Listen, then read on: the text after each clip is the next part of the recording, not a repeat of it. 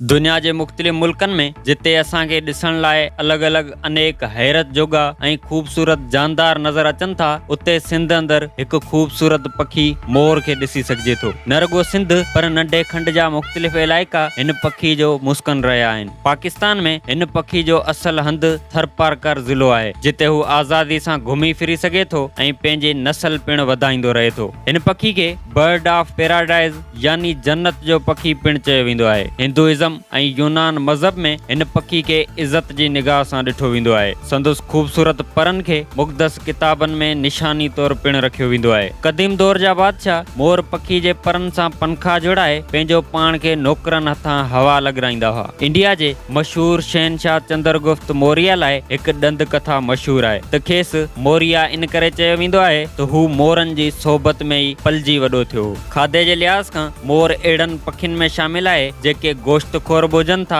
त सब्ज़ी खोर बि। ही पखी मुख़्तलिफ़ गाहनि ऐं सब्ज़ियुनि जा कच्चा पन बि खाए थो त नंढड़नि जीतनि ऐं कीड़ियुनि जो शिकार पिणु करे थो। मोर बाबति नंढे खंड में ॾंद कथा मशहूर आहे त जॾहिं मोर नचंदो आहे त पंहिंजे ख़ूबसूरत परनि खे ॾिसी वरी जॾहिं पंहिंजे पेरनि खे ॾिसंदो आहे त रोई पवंदो आहे। संदुसि अखियुनि मां निकितल लुड़कनि खे संदुसि मादी पी वठंदी आहे, जंहिं बाद उहा बेदा ॾियणु शुरू कंदी आहे। पर असल में ईअं नाहे। मोर पिणु ॿिनि पखियुनि वांगुरु लॻ कंदो आहे, जंहिं बाद ई संदुसि नस्ल में वाध वेझ थींदी आहे।